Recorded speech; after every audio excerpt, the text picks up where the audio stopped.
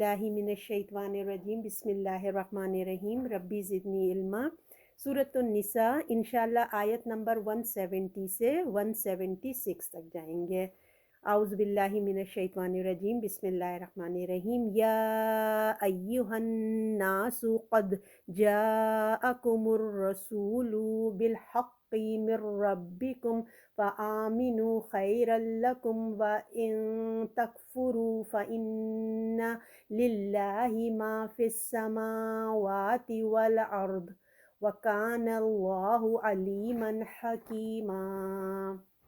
ए लोगो, तहक़ीक़ आया तुम्हारे पास रसूल साथ ठीक बात से, तुम्हारा रब बस ईमान लाओ, बेहतर है तुम्हारे लिए। और अगर तुम कुफ्र करोगे, बेशक अल्लाह के लिए जो कुछ है आसमानों और ज़मीन में है, और अल्लाह जानने वाला हिकमत वाला है। अल्लाह ताला सबसे पहले कहने वाले को अमल की तौफ़ीक अता फ़रमाए, और आप लोगों को भी सुन के समझ के अमल की तौफ़ीक अता फ़रमाए। बिस्मिल्लाहिर्रहमानिर्रहीम। जैसे कि बात शुरू हो रही है, अल्लाह ताला फरमा रहे हैं या अय्युहन नास। अब आप लोगों ने देखा ये एक दावत दी जा रही, सारी इंसानियत से खिताब हो रहा है, ठीक है। सिर्फ या अय्युहल्लज़ीना आमनू नहीं है, क्या है या अय्युहन नास, यानी कि इंटरनेशनल दावत, हर शख्स इससे फ़ायदा उठा सकता है। और इसमें एक तरीके से दावत भी है और एक तरीके से वार्निंग भी दी जा रही है, ठीक है। तो सारी इंसानियत से खिताब करके कहा जा रहा है, ए लोगो, अल्लाह का रसूल, कौन रसूल? सल्लल्लाहु अलैहि वसल्लम, रसूल तुम्हारे पास हक़ लेकर आ गए हैं।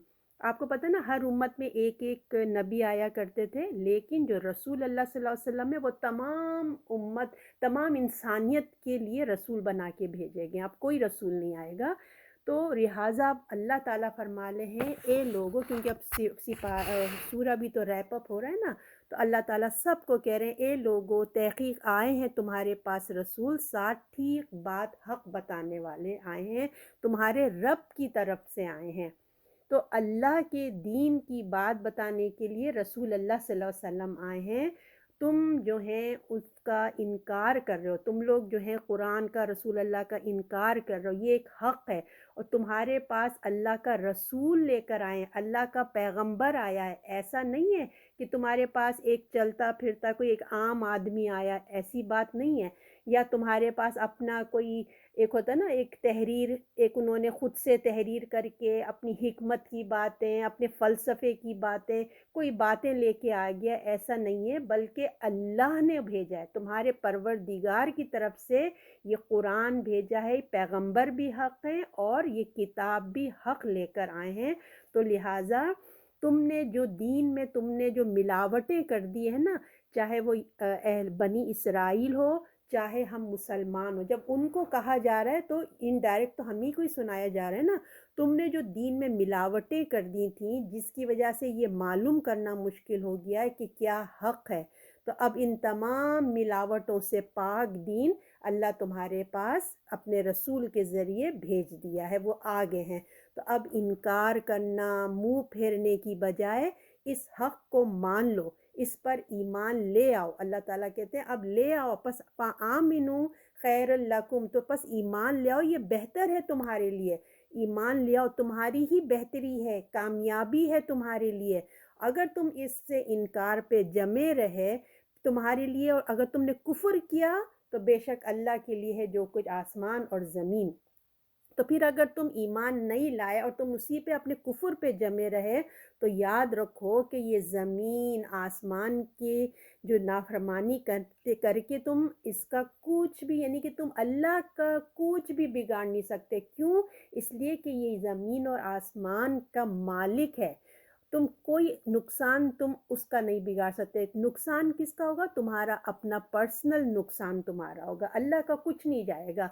क्यों? अल्लाह की ये तो तमाम कायनात जो है वो अल्लाह ही की तो है, जिसका तुम इनकार कर रहे हो उसी की तो है ये सब कुछ, कारखाने उसी के हैं, सारी चीज़ें सब कुछ अल्लाह ही का तो है। अल्लाह की कुदरत, अल्लाह की अज़मत, ये तुम्हारे ईमान लाने پہ مطلب کہ تم محتاج نہیں ہے کہ تم ایمان لاؤ گے تو اللہ کا بول بالا ہوگا، نہیں، وہ تمہارے لانے نہیں لانے کا وہ محتاج نہیں ہے، یہ تو اس کی رحمت ہے، یہ اس کی کیا کہنا چاہیے، اللہ کا فضل ہے جس نے یہ خلقت بنائی، تخلیق کیا، اس کی رحمت ہے کہ اس نے مجھے آپ کو یہ انسانیت کو بنایا، اور پھر اللہ تعالیٰ نے بنا کر اس کو ہمیشگی کی زندگی کی خوشخبری دی ہے۔ سوچیں نا کتنی بڑی بات اللہ نے ہمارے لیے پلان کر کے رکھا ہے کہ ہمیں وجود دیا، ہمیں کھانا پینا، تمام انبیاء کتابیں سب کچھ مہیا کر کے کہا ہے ایک اللہ کو مان لو، اللہ چھپے ہوئے اور ہمیں خوشخبری دیتے ہیں یہ ٹیمپریری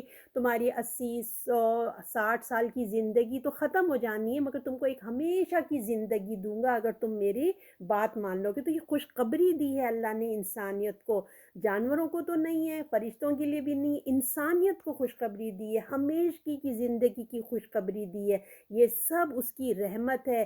اگر تم اللہ کی اس رحمت میں شریک ہونا چاہتے ہو تو جو ہدایت آئی ہے اس کو مان لو، اللہ تعالیٰ کہہ رہے ہیں جو تمہیں بھیجا گیا ہے اس کو مان لو، مانتے ہو تو اس کی اگر تم نہیں مانتے، انکار کرتے ہو تو اللہ کی بادشاہت میں کوئی کمی نہیں آئے گی، اس کی کائنات اتنی وسیع پھیلی ہوئی ہے، تو تم تو ایک اس کائنات میں اللہ کی پوری کائنات کو آپ لوگ دماغ میں لے کر آئیں، ہم نے تو تھوڑا سا حصہ دیکھا ہے وہ بھی ٹی وی کے ذریعے، تھوڑا ڈسکوری دیکھتے ہیں تو اتنا ہمیں نظر پتہ چل گیا ہے، تو اس پوری کائنات میں ہم تو ایک ذرے کے برابر بھی نہیں ہیں، ہم لوگ پتہ نہیں کہاں ایک چھوٹی سی دنیا ہے، دنیا کے بھی ایک ہم کونے میں پتہ نہیں کہاں بیٹھے ہوئے ہیں نا، تم لوگ ذرے کے برابر بھی تمہاری کوئی حیثیت نہیں ہے، اس کی کیا کیا مخلوقات ہیں جس کو اس نے پیدا کر کے رکھا ہے، سارا نظام اللہ چلا رہا ہے، تو اللہ تمہارا پروردگار علیم بھی ہے، حکیم بھی ہے،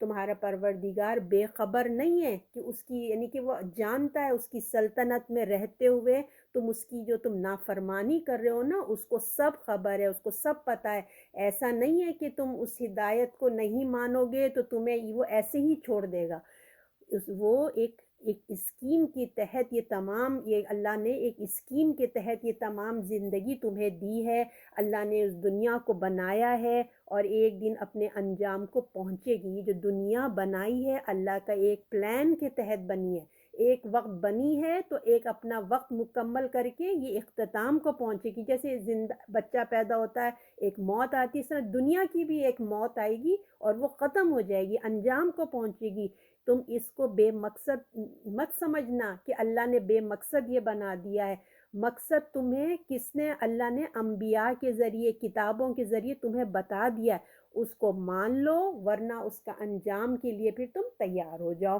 وہ اس کو خوب معلوم ہے، نہیں کہ اللہ بہت علیم ہے، اس کو خوب معلوم ہے کہ اس کے نافرمانوں کے ساتھ جو ہے نا کس طریقے سے نمٹنا ہے، وہ بہت اچھے طریقے سے جانتا ہے، اور وہ حکیم بھی ہے، وہ ہر ایک اعمال کو جانتا ہے، وہ ہر نفس کو اس کے اعمال کی جزا دے گا، اگر آج نہیں مل رہی ہے سزا، آج جیسے ہم دنیا میں دیکھ رہے ہیں گناہ گار بہت آرام بلکہ بہت ہی آرام سے رہ رہے ہیں، اگر سزا نہیں مل رہی ہے تو اس کا یہ مطلب نہیں ہے کہ وہ نہیں ہوگا، نہیں، اللہ اپنی حکمت کے ساتھ سب کو مہلت دے رہا ہے، حجت تمام ہو رہی ہے، اور پھر اس کے بعد اللہ تعالیٰ جو رزلٹ نکلے گا وہ آ جائے گا، تو اللہ تعالیٰ فرماتے اللہ ہی کے لیے جو کچھ آسمانوں میں زمین میں، اللہ جاننے والا اور حکمت والا ہے، اللہ تعالیٰ ہم سب کو اللہ کی فرما برداری جو ہے نا وہ نصیب فرمائے پروردگار، اگر انسان نہیں مانے گا تو اپنا ہی نقصان ہے۔ اب آیت نمبر 171 ہے، اے کتاب والو اپنے دین کی بات میں حد سے نہ نکلو، اللہ کی شان میں نہ کہو مگر پکی بات، بے شک مسیح مریم کا بیٹا ہے، وہ اللہ کا رسول اور اس کے کلام ہے جس کو مریم کی طرف ڈالا اور اس کے یہاں کی روح ہے، سو اللہ اور اس کے رسولوں کو مانو، یہ نہ کہو کہ خدا تین ہے، اس بات کو چھوڑو، تمہارے لیے بہتر ہے، بے شک اللہ ایک معبود ہے، وہ اس سے پاک ہے کہ اس کی اولاد ہو، اس کے لیے یہ جو کچھ آسمانوں میں ہے جو کچھ زمین میں ہے، اللہ کارساز کافی ہے۔ اب ہم اس کو توڑ توڑ کے سمجھتے ہیں کیونکہ کافی لمبی آیت ہے۔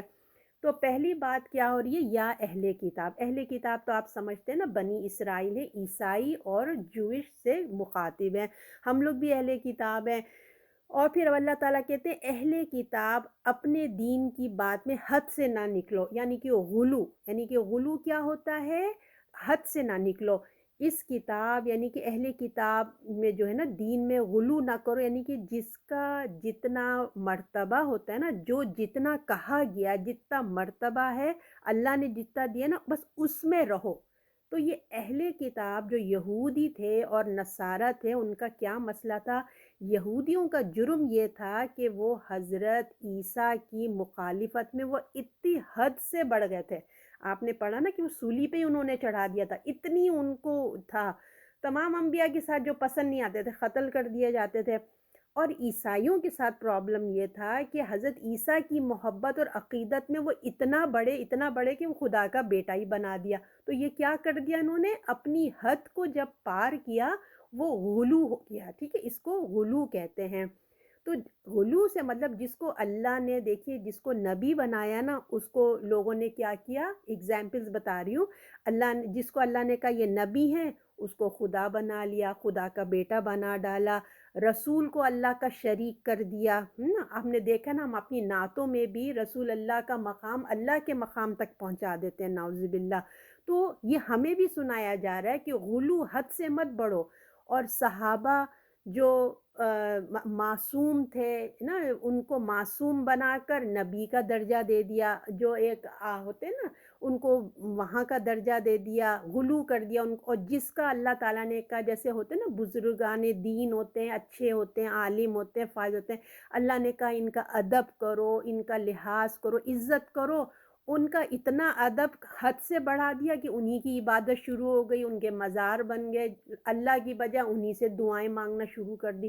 تو آپ دیکھ رہے ہیں نا کہ کس طرح اپنی اپنی جگہ جب چھوڑتے ہیں تو وہ حد سے بڑھتے ہیں۔ تو جب بھی تم اللہ کے رسول کی بات چھوڑ کر، جب بھی ہم اللہ اور رسول کی بات چھوڑ کر دین میں جب بھی انسان اپنی بات کرتا ہے نا، تو کیا ہوتا ہے؟ وہ اس سے غلو پیدا ہو جاتا ہے۔ اللہ رسول کو جہاں چھوڑا تو سمجھ جائیے کہ وہاں غلو شروع ہو گیا ہے۔ پھر کیا ہوتا ہے؟ آہستہ آہستہ دین میں بگاڑ پیدا ہونا شروع ہو جاتا ہے، یقینا اصل سے ہٹ گیا نا، بگاڑ پیدا شروع ہونا جاتا ہے۔ پھر کیا ہوتا ہے؟ اللہ کی سنت، رسول کی سنت کی جگہ وہ اس اسپیس کو، جب وہ اسپیس خالی ہو گیا نا، تو اس اسپیس کو کیا چیز کور کرتی ہے؟ بدعات کور کر دیتی ہیں، ٹھیک ہے۔ تو تمام مذاہب میں غلو، ہر مذہب ہی غلو کا شکار ہوا ہے، کوئی ایسا نہیں ہے کہ نہیں ہوا، ہم لوگ کو بھی ہے، ہم بھی ہیں، امت مسلم میں بھی شکار ہو گئی ہے، کچھ نہ کوئی ہر جگہ غلو کا شکار کیے طریقے ہو چکے ہیں۔ مگر جو نصارہ تھے نا، انہیں تو حد ہی پار کر دی تھی۔ انہوں نے اس غلو کی وجہ سے پورے کی پوری دین کو ہی اپ سائڈ ڈاؤن کر دیا، یوں کیجئے، مطلب بگاڑ کر ہی رکھ دیا۔ حضرت عیسیٰ کو خدا کے بندے ہیں، اللہ نے کہا عیسیٰ خدا کے بندے، رسول تھے، انہوں نے خدا کا بیٹا بنا لیا، اور خدا کے عرش پہ ان کو اللہ کی عرش پہ بٹھا دیا بیٹا بنا کے۔ ان کے اس غلو نے اس دین کی کوئی چیز کو اصل جگہ پہ قائم نہیں رکھا، اتنا بڑا ڈیمیج ہوا ہے۔ اور آپ صلی اللہ علیہ وسلم کے حدیث کا مفہوم ہے کہ دین میں حد سے نہ بڑھو، جو حد سے بڑھے گا وہ گمراہ ہو جائے گا، اور گمراہی کہاں لے کے جاتی ہے؟ جہنم کی طرف جاتی ہے۔ تو سب بدعات غلو پر ہی ہوتے ہیں، جتنی بدعات ہوتی ہے نا، سمجھ جائیے وہ غلو سے ہی شروع ہوتے ہیں۔ تو اللہ تعالیٰ کیا فرماتے ہیں؟ ایک کتاب والو اپنے دین کی بات میں حد سے نہ نکلو، اللہ کی شان میں نہ کہو مگر پکی بات۔ اب کیا ہے؟ ولا تقولو، اب بتایا جا رہا ہے کہ دین میں غلو کی ابتدا کس طرح سے ہوتی ہے اور اس کا کس طرح سے دروازہ بند کیا گیا۔ اب یہاں پہ یہ بتایا جائے گا، کہا جا رہا ہے کہ اللہ کی شان میں نہ کہو کوئی غلط جھوٹ بات مت بولو۔ تو یہ ہے وہ مین تھنگ، تو اللہ کی طرف، کہ اللہ کی طرف وہی بات کرو جو اس نے، اللہ نے فرمائی ہے، ٹھیک ہے۔ اگر تم نے اللہ کی طرف ایسی باتیں کہنا شروع کر دی جو اللہ نے نہیں کی ہے، یہ چیز بدعت ہے، کیونکہ تم نے اپنی طرف سے گھڑ لیا۔ ادھر سے ہی جو ہے نا شیطان کو دین میں داخل ہونے کا راستہ کھل جاتا ہے، مل جاتا ہے اس کو۔ اس سے بڑھ کر بڑا جرم اور کوئی نہیں ہو سکتا۔ دیکھیں کہ اللہ کے نام لے کے انسان جھوٹ بات کرے، اللہ پہ بہتان باندھے، اللہ نے کہا بھی نہیں ہے، قرآن پڑھا بھی نہیں ہے، لوگ کہتے ہیں ہاں قرآن میں یہ لکھا ہوا ہے، خود بھی نہیں پڑھے، بڑے بڑے پتہ نہیں کیا ایسی سی حدیثیں اپنے طرف سے بتا دیتے ہیں۔ تو یہ سب کیا ہے؟ یہ جھوٹ ہے، اس سے کیا ہے نا غلو بدعت کے راستے کھل جاتے ہیں۔ اللہ پہ بہتان ہے کہ اللہ پہ اتنی بڑی بات کرنا جو اللہ نے نہیں کی ہے۔ تو اس کی اللہ تعالیٰ فرماتے ہیں کہ ایسا ہرگز نہیں کرو، بغیر تحقیق کے، بغیر تحقیق کے، بغیر اللہ کے سند کے، بغیر کوئی بات کچھ بھی نہیں کرنا اپنی طرف سے جھوٹی۔ لوگ کیا کرتے ہیں؟ جھوٹی جھوٹی کہانیاں پتہ نہیں کہاں کہاں سے گھڑ کے، فلاں نے اللہ نے یہ مرتبہ ان کو مقام عطا فرمایا، فلاں کو یہ درجہ دے دیا، اللہ نے دیا بھی نہیں۔ لوگوں نے اپنے اپنے بزرگان دین کے پتہ نہیں کیا کیا ایسی ایسی باتیں بنا لی ہیں جو اللہ نے کہیں بھی نہیں ہے، ٹھیک ہے؟ اللہ کی طرف ایسی باتیں کرنا بغیر دلیل کے اور اللہ پر یہ بہتان باندھنا ہے۔ تو اللہ تعالیٰ ہم سب کو بہت کیئرفل رہنا چاہیے۔ ہم نے پڑھا تھا نا، بغیر تحقیق کے بات آگے نہ پڑھو، چاہے وہ رسول اللہ کی ہو چاہے وہ اللہ کی ہو، تو ہمیں تحقیق کر کے بات پہنچانی چاہیے۔ اب آگے بات ہو رہی ہے انما المسیح عیسیٰ ابن مریم۔ اب اللہ نے حضرت کہا جا رہا ہے کہ بے شک مسیح مریم کے بیٹے ہیں، اللہ کا رسول ہے اور اس کا کلام ہے، جس کو مریم کی طرف ڈالا اور اس کے ہاں کی روح سے روح ڈالی ہے، سو اللہ اور اس کے رسولوں کو مانو۔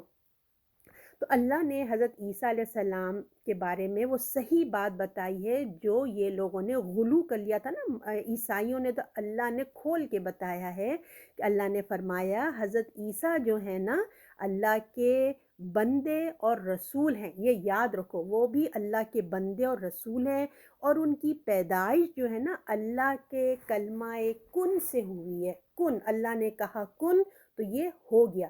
تو جب اللہ نے یہی کہا کن تو کائنات جو ہے نا وجود میں آ گئی، ٹھیک ہے نا؟ اللہ نے کائنات کی طرف کن کہا تو یہ کائنات وجود میں آ گئی۔ تو یہ اللہ کا ارادہ اور قول ہے، یہ اللہ کا پلاننگ اور اللہ کا قول ہے۔ جب اللہ کسی کام کا فیصلہ کرتے ہیں تو جب وہ کہتے ہیں تو یہ ہو جاتا ہے۔ اور جب اللہ تعالیٰ نے بی بی مریم کے رحم پر فرمایا، فرمان جاری کر دیا کہ کن، اللہ نے یہی کہا تھا نا کہ ہو جانے کے بغیر مرد کے نطفے کے حمل ٹھہر گیا ہے نا ان کے رحم میں، اللہ کے کن کہنے پہ ان کے رحم میں جا کے حمل ٹھہر گیا۔ تو یہ کیا ہوا؟ تو حضرت عیسیٰ کا وجود ہوا۔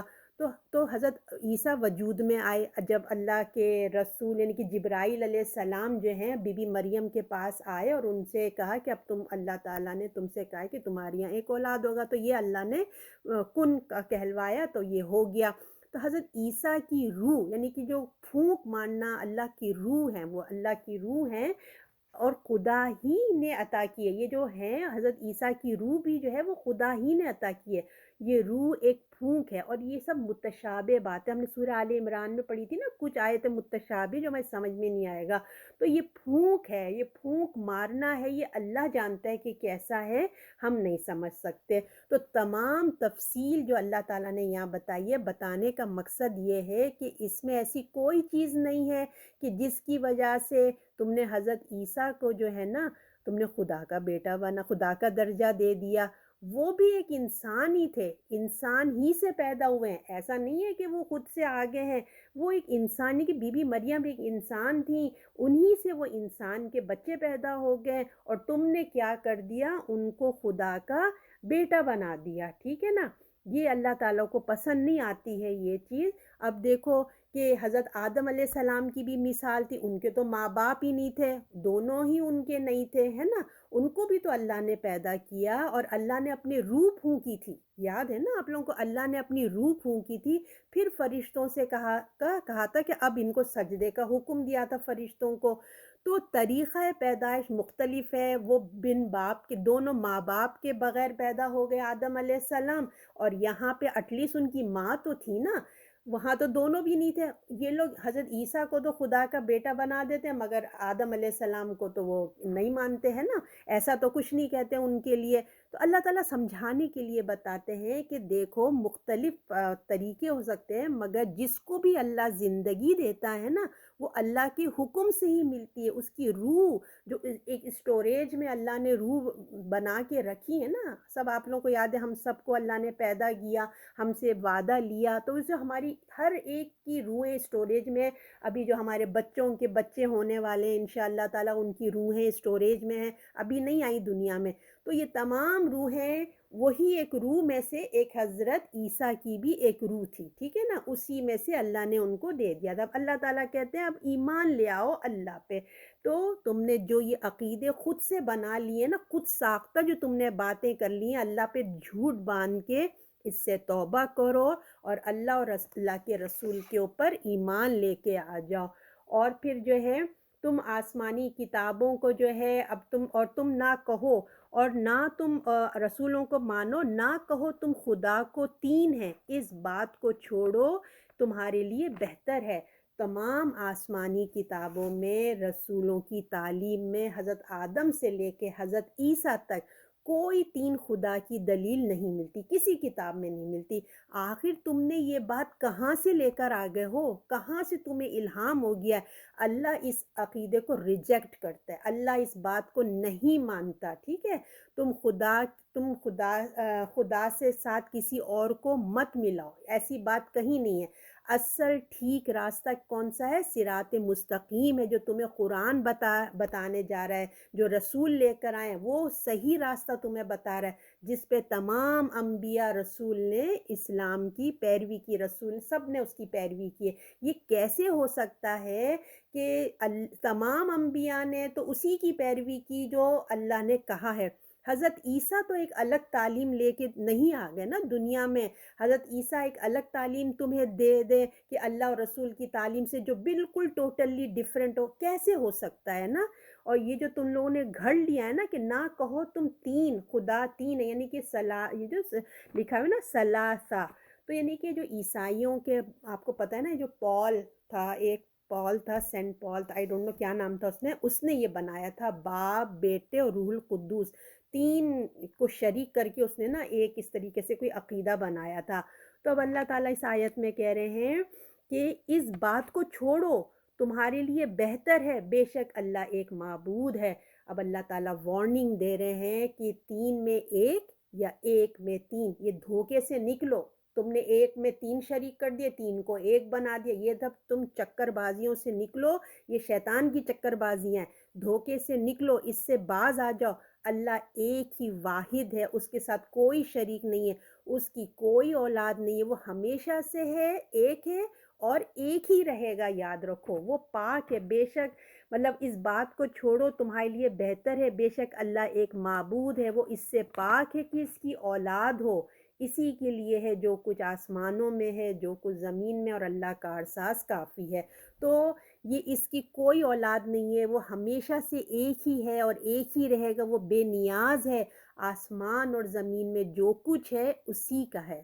دیکھیں اولاد کی ضرورت کس کو ہوتی ہے؟ جو اپنی نسل چلانا چاہتا ہو۔ اللہ کا تو ہے ہی آسمان اور زمین، اللہ کو کیا ضرورت ہے کسی چیز کی؟ اس کا تو سبھی کچھ اسی کا ہی ہے، کوئی چیز ایسا نہیں کہ کسی چیز سے اس کو پاس نہیں ہے، ہر چیز اسی کی ہے، اس کو کیا ضرورت پڑی کہ اپنا ایک بیٹا بنا لے گا؟ اور پھر جس کو دیکھیے، جس کو موت آنی ہوتی ہے نا، اس کو ضرورت ہوتی ہے بیٹوں کی، بچوں کی، کہ اس کی روشن کرے اس کا نام، اس کے لیے نسل چلے، اس کے لیے صدقہ جاریہ بنے۔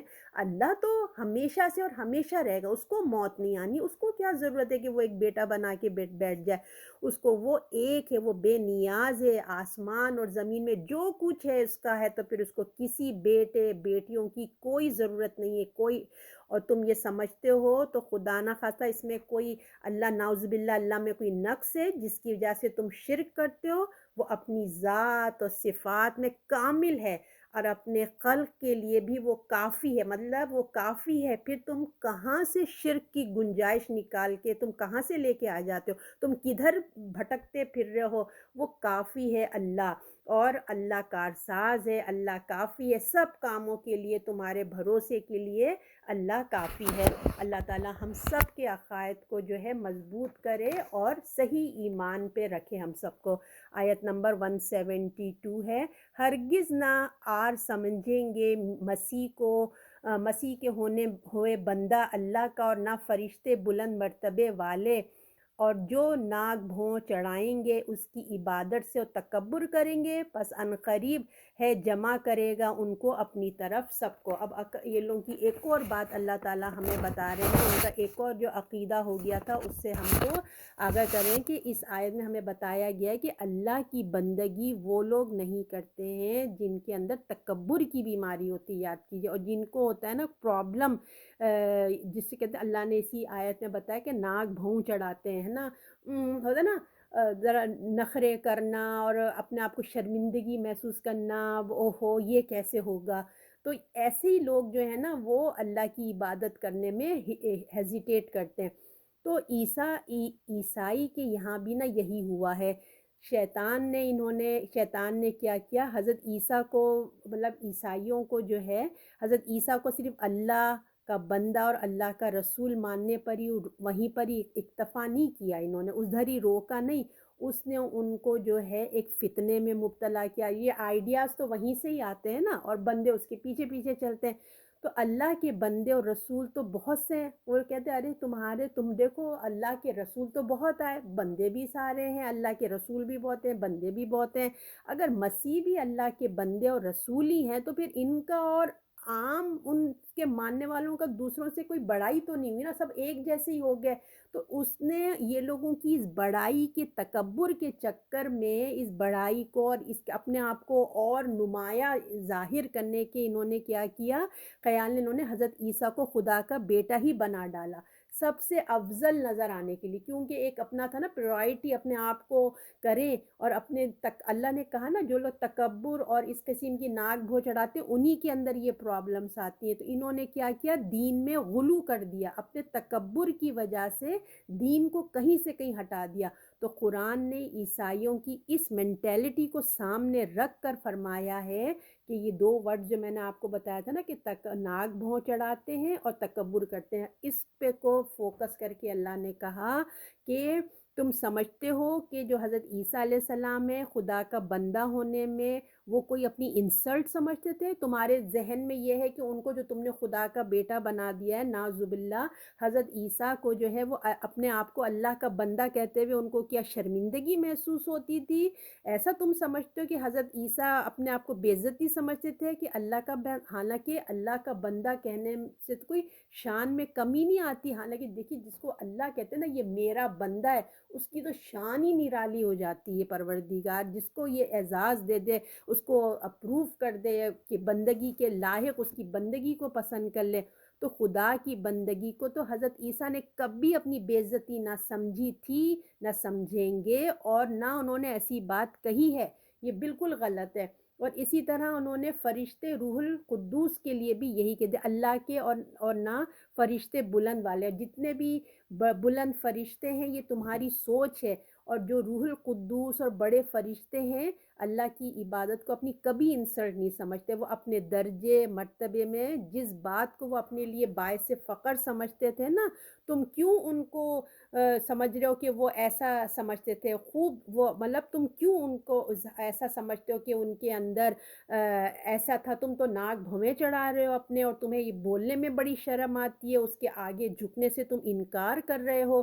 جن لوگوں کو اللہ کی بندگی سے کوئی اس طرح سے شرمندگی ہے یا تکبر ہے، تو ایسے لوگوں کو بہت جلد اللہ تعالیٰ سامنے جمع کرے گا، جو تکبر کرتے ہیں قریب ہے کہ ان کو جمع کرے گا اپنی طرف سب کو سب، تو سب کو جمع کرے گا، تمام تکبر کرنے والوں کو اللہ کے آگے جھکنا ہی پڑے گا۔ آج تم نہ بھی جھکو لیکن ایک دن آئے گا کہ تمہیں جھکنا پڑے گا، کسی کو اتنی ہمت نہیں ہوگی کہ وہاں سے بھاگ کر فرار ہو سکے۔ جس کو بھی تکبر ہے وہ انتظار کریں اس دن کا کہ اللہ کے سامنے اللہ تعالیٰ سب کو جمع کرے گا۔ اللہ تعالیٰ ہم سب کو تکبر سے اپنی حفاظت میں رکھے۔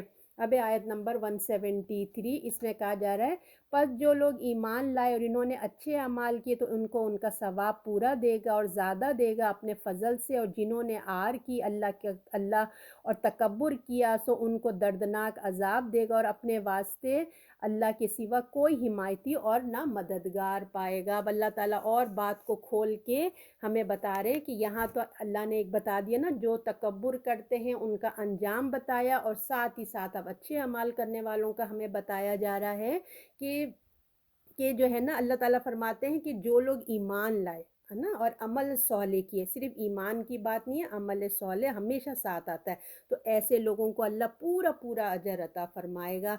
अजर के साथ साथ अपने फ़ज़ल से भी नवाजेगा, सिर्फ अजर नहीं। देखें, ये सोचिए, अल्लाह ताला सिर्फ इतना ही नहीं कि जितना हमने किया, बल्कि अपने तरफ से फ़ज़ल अता फरमाएगा। और अल्लाह का फ़ज़ल तो आप सब समझते हैं कि इंसान सोचता भी नहीं है। जैसे मैंने आपको लास्ट टाइम भी बताया था कि हम लोग कुरान की क्लास में हमने कभी सोचा भी नहीं, दुआएं भी नहीं की, तड़प भी नहीं की, मगर अल्लाह ने अपना फ़ज़ल कर दिया। तो इतना बड़ा फ़ज़ल अल्लाह ताला इंशाअल्लाह उस पे करेंगे। इंसान अपनी हैसियत से ही अमल करता है ना, उसकी क्या औकात है। अल्लाह तौफ़ीक देता है तो हम अमल करते हैं, वरना अल्लाह तौफ़ीक ना दे तो आज हम यहाँ सब जमा नहीं हो सकते थे। अल्लाह ने सेहत दी, ज़िंदगी दी तो हम कर रहे हैं। अल्लाह हमें पैसा देता है तो हम खर्च करते हैं, सब अल्लाह ही का दिया हुआ है, और फिर उस पे अल्लाह अपना अजर भी देंगे। तो हमारी अपनी टूटी फूटी, हम अपनी जो भी अमल करते हैं हम अपनी हैसियत से करेंगे, और अल्लाह अपनी शान से हमें अता करेगा। और जिन्होंने तकब्बुर किया, जिन्होंने इस चीज़ का इनकार करते हैं,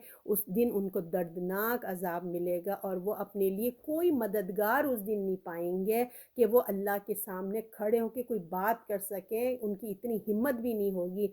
अल्लाह ताला हम सब पे रहम करें, और अल्लाह ताला हम सब को नेक अमाल करने की हिदायत व तौफीक दे।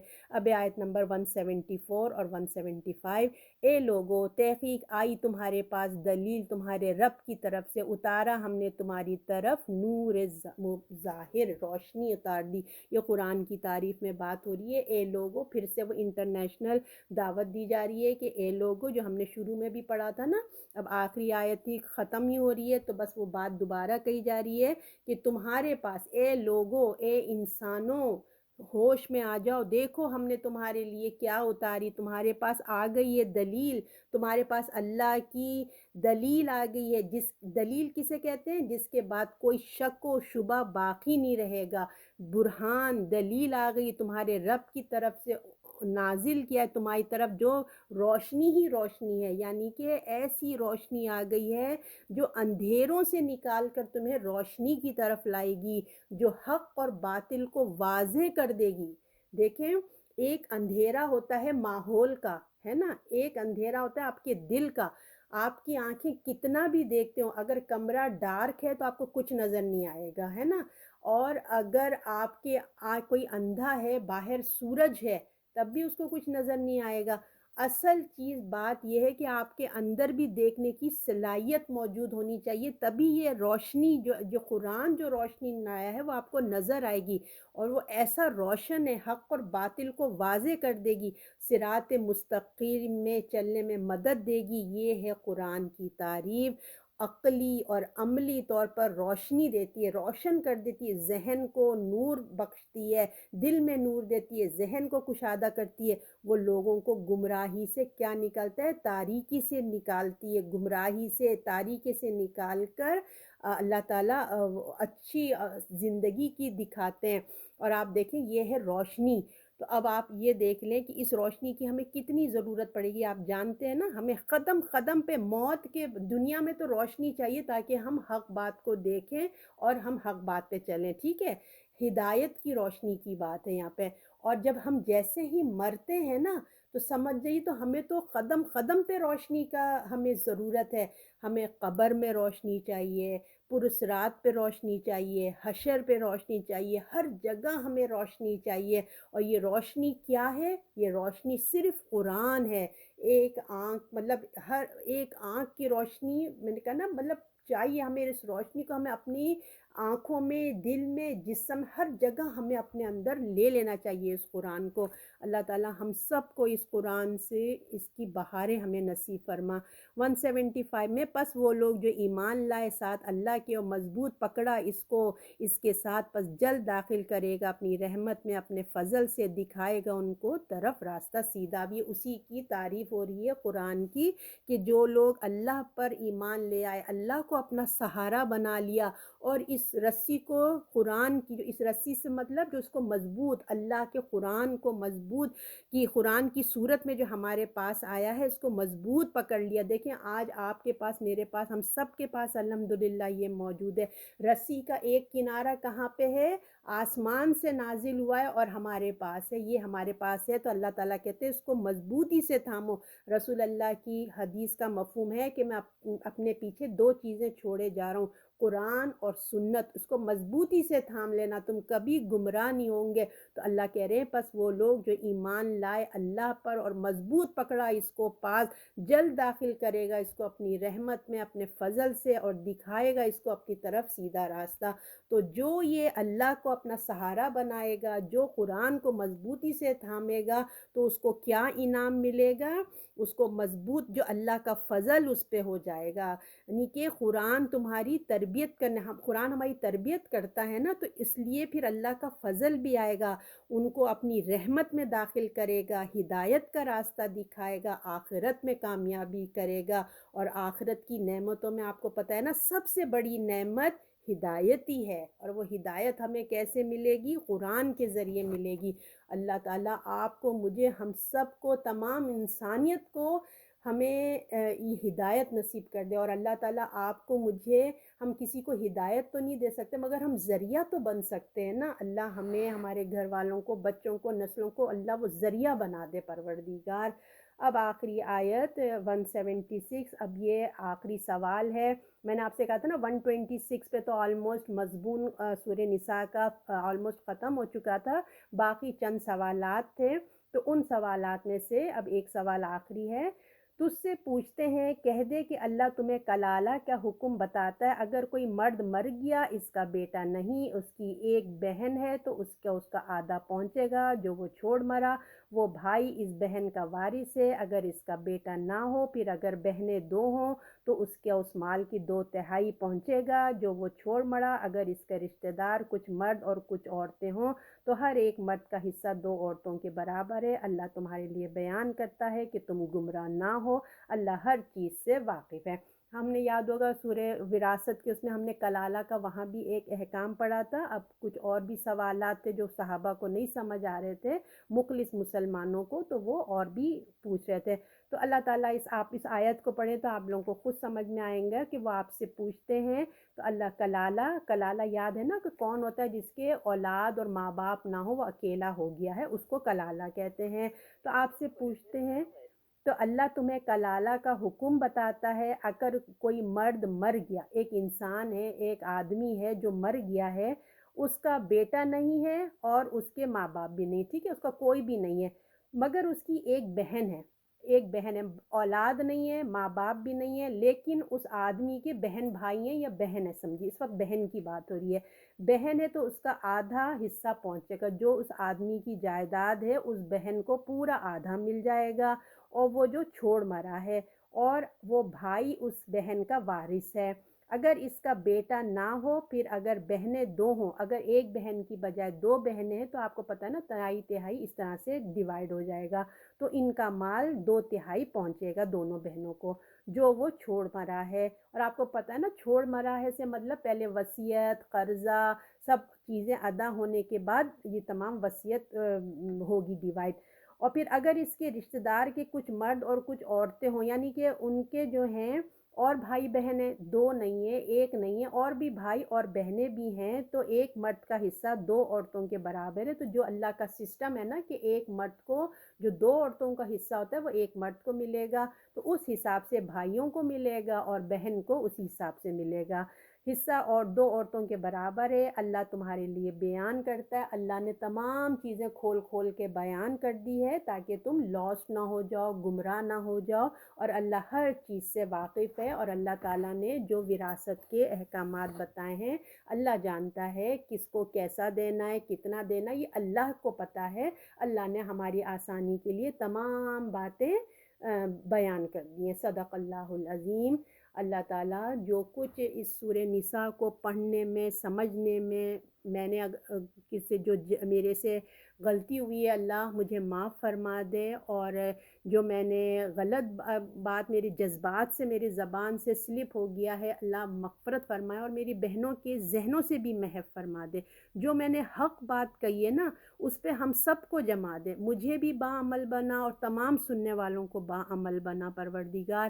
اس میں جو خیر تھی، جو احکامات آئے ہیں، اللہ ان پہ ہمیں چلنے والا بنا۔ اللہ تعالیٰ کتنے احکامات گھر کے، معاشرے کی تمام چیزیں اس میں بہت بہترین طریقے سے بتایا گیا ہے، بس اللہ اس پہ ہمیں عمل کرنے والا بنا۔ علم تو حاصل ہو گیا، اللہ آپ کی مہربانی ہے کہ آپ نے ہمیں علم دیا۔ اب اللہ رب العزت اپنی رحمت سے ہمیں عمل کی طرف بھی راغب کریں۔ یا اللہ جو لوگ قرآن تک نہیں پہنچے، اللہ تعالیٰ وہ بھی قرآن سے جڑ جائیں، اور جن کو آپ نے پہنچایا ہے قرآن تک، ان کو استقامت بھی عطا فرما دے۔ یا اللہ سب ساری چیزیں ہماری قبول فرما۔ جو جہاں جہاں مسلمان تکالیف میں ہیں، اللہ تعالیٰ ان مسلمانوں پر اپنی خصوصی رحمت فرما، امت مسلمہ پہ رحم فرما۔ اللہ تعالیٰ ہمیں بنی اسرائیلیوں جیسا نہ بنا جیسے ہم پڑھ کے آئے ہیں۔